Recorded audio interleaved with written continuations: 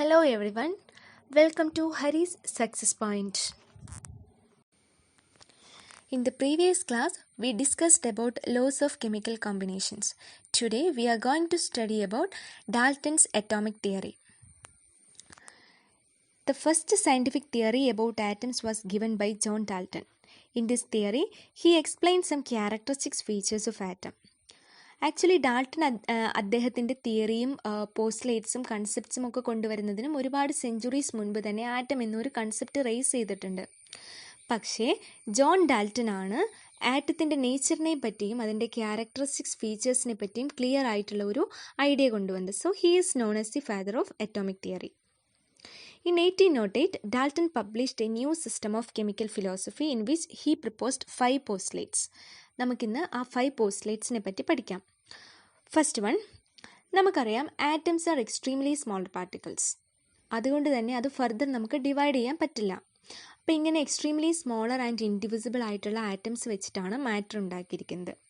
അതാണ് ഡാൾട്ടൻ്റെ അറ്റോമിക് തിയറിയുടെ ഫസ്റ്റ് പോസ്റ്റുലേറ്റ് എന്ന് പറയുന്നത്, which states that matter is made up of extremely small indivisible particles called atoms. Okay, ഇനി അടുത്തത് സെക്കൻഡ് പോസ്റ്റുലേറ്റ്. നമ്മളിപ്പോൾ ഒരു എലമെൻറ്റ് കൺസിഡർ ചെയ്യുകയാണെങ്കിൽ അതിലെ എല്ലാ ആറ്റംസും അതിൻ്റെ പ്രോപ്പർട്ടീസിൽ ഐഡൻറ്റിക്കൽ ആയിരിക്കും. ഫോർ എക്സാമ്പിൾ കാർബൺ എടുത്തിട്ടുണ്ടെങ്കിൽ കാർബണിലെ എല്ലാ ആറ്റംസും അതിൻ്റെ മാസിലും ഷേപ്പിലും ഫിസിക്കൽ ആൻഡ് കെമിക്കൽ പ്രോപ്പർട്ടീസിലും ഐഡൻറ്റിക്കൽ ആയിരിക്കും. നമ്മളിപ്പോൾ 1 മോൾ കാർബൺ ആണ് എടുക്കുന്നതെങ്കിൽ നമുക്കറിയാം അതിൽ 6.022 × 10⁻23 നമ്പർ ഓഫ് ആറ്റംസ് ഉണ്ട്. ഈ 6.022 × 10⁻23 നമ്പർ ഓഫ് ആറ്റംസും അവയുടെ മാസിലും ഷേപ്പിലും ഫിസിക്കൽ ആൻഡ് കെമിക്കൽ പ്രോപ്പർട്ടീസിലും ഐഡൻറ്റിക്കൽ ആയിരിക്കും. ഓക്കെ, ദാറ്റ് മീൻസ് ഒരു എലമെൻറ്റിൻ്റെ ആറ്റംസ് എടുത്ത് നമ്മൾ സ്റ്റഡി ചെയ്തിട്ടുണ്ടെങ്കിൽ they are identical in their properties. അതാണ് second postulate, which states that atoms of the same element are identical in mass and other properties. അടുത്തത് third postulate. നമ്മൾ different എലമെൻറ്റിൻ്റെ atoms എടുത്തിട്ടാണ് സ്റ്റഡി ചെയ്യുന്നതെങ്കിൽ അവ ഡിഫറെൻ്റ് ആയിരിക്കും, അല്ലേ? ആറ്റംസ് ഡിഫറെൻ്റ് ആയിരിക്കും, അതുകൊണ്ട് തന്നെ ആറ്റത്തിൻ്റെ പ്രോപ്പർട്ടീസും ഡിഫറെൻ്റ് ആയിരിക്കും. ഡിഫറെൻറ്റ് എലമെൻറ്റ്സിലെ ആറ്റത്തിൻ്റെ പ്രോപ്പർട്ടീസും ഡിഫറെൻ്റ് ആയിരിക്കും. അതാണ് third postulate, which states that atoms of different elements have different properties. അടുത്തത് ഫോർത്ത് പോസ്റ്റുലേറ്റ്സ്. നമുക്കൊരു റിയാക്ഷൻ കൺസിഡർ ചെയ്യാം. വാട്ടറിൻ്റെ formation reaction. 2H2 plus O2 gives 2H2O.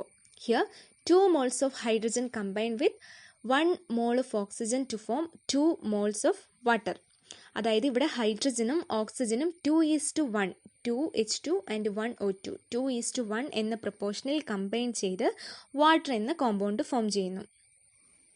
Okay, that means compounds will form when atoms of different elements or same elements combined in a simple whole number ratio. അതാണ് fourth postulate. ഇപ്പം H2 plus Cl2 gives 2HCl.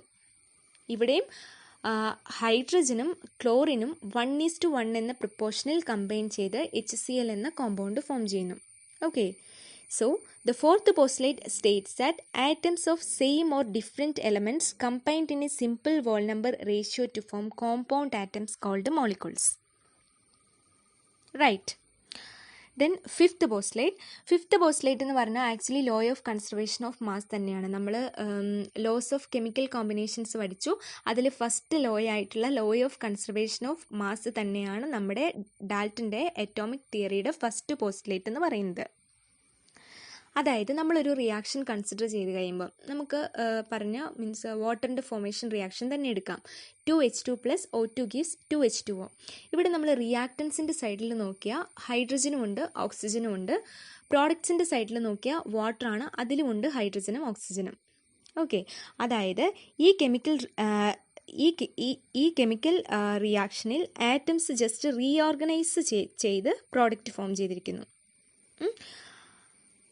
Okay, ഇവിടെ നമ്മൾ ഇപ്പം hydrogen plus chlorine gives HCl. ആ reaction എടുത്താലും റിയാക്റ്റൻസിൻ്റെ സൈഡിൽ ഹൈഡ്രജനും ക്ലോറിനും ഉണ്ട്, പ്രോഡക്ട്സിൻ്റെ സൈഡ് നോക്കിയാലും ഹൈഡ്രജനും ക്ലോറിനും ഉണ്ട് HCl, അല്ലേ? അതായത് റിയാക്റ്റൻസിൻ്റെ സൈഡിലുള്ള ആറ്റംസ് ജസ്റ്റ് റീഓർഗനൈസ് ചെയ്ത് പ്രോഡക്റ്റ് ഫോം ചെയ്തിരിക്കുന്നു. ഇതാണ് ഫിഫ്ത്ത് പോസ്റ്റുലേറ്റ്, അതായത് ആറ്റംസിനെ ഡിസ്ട്രോയ് ചെയ്യുന്നില്ല. അതാണ് fifth postulate, which states that atoms can neither be created nor B destroyed. Okay, അപ്പം ഈ 5 പോസ്റ്റുലേറ്റ്സ് ആണ് ഡാൾട്ടൻ്റെ അറ്റോമിക് തിയറിയിൽ അദ്ദേഹം പ്രപ്പോസ് ചെയ്തത്. അതായത് first one, matter is made up of extremely small indivisible particles called atoms. Atoms of the same element are identical in mass and other properties. Atoms of different elements have different properties. Atoms of same or different elements combined in a simple whole number ratio to form compound atoms called molecules. And finally, atoms can neither be created nor be destroyed. Even today, the scientific community accepts the hypothesis of John Dalton with 2 modifications. First one, an atom is divisible and destructible.